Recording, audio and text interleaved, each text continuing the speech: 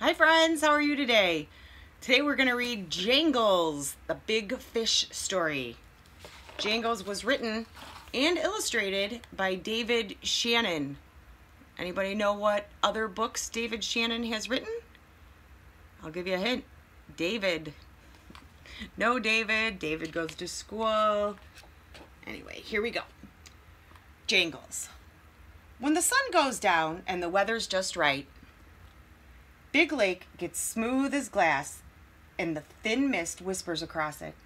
That's when you might catch a glimpse of Jangles. My father told me lots of stories, but my favorite was about a giant trout he saw when he was a kid. I still remember sitting with him in front of the big stone fireplace at the cabin. He pulled out a dirty green tackle box and shook it a couple of times so that it rattled. And then he told me this story. When I was a kid, Jangles was the biggest fish anyone had ever seen or heard. That's right, you could hear Jangles. He'd broken so many fishing lines that his huge, crooked jaw was covered with shiny metal lures and rusty old fish hooks of all shapes and sizes. They clinked and clanked as he swam. That's why he was called Jangles. Jangles was so big he ate eagles from the trees that hung out over the lake and full-grown beavers that strayed too far from home. But he didn't seem to care much for the taste of kids. In fact, people swear one time Jangles saved a baby who fell in the lake when his family's canoe tipped over. They say he took that baby up so gently that none of the hooks even stuck it, and he swam it to shore. Supposedly, he gave the baby's mama a dirty look as if to say, "What are you doing bringing your precious baby out here in a tippy old canoe?" Everyone wanted to catch Jangles. They held big tournaments with lots of prize money, but no one could bring him in. He was too smart and too strong, and he lived too deep down in the middle of the lake. They tried all sorts of tricks, like using whole turkeys for bait. One fellow even tried dynamite. He threw big cans of tuna fish in the water and waited until he heard Jangles coming.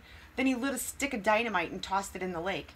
I don't know if it hit a rock or something, but that dynamite came flying back out of the water and into his boat and blew it to smithereens. Then he had to swim all the way back to his dock.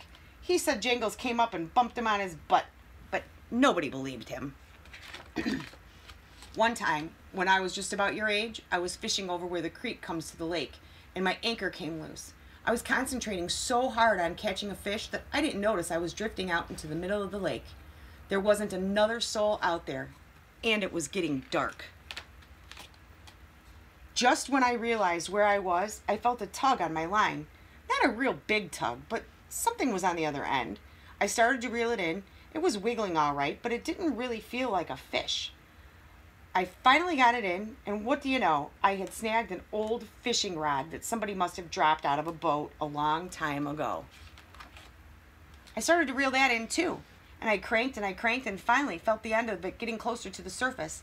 Then I heard a sound that made my whole body feel all prickly. It was kind of soft at first, tinkle, tangle, dingle, but then it started getting louder, tingle, jingle, jangle.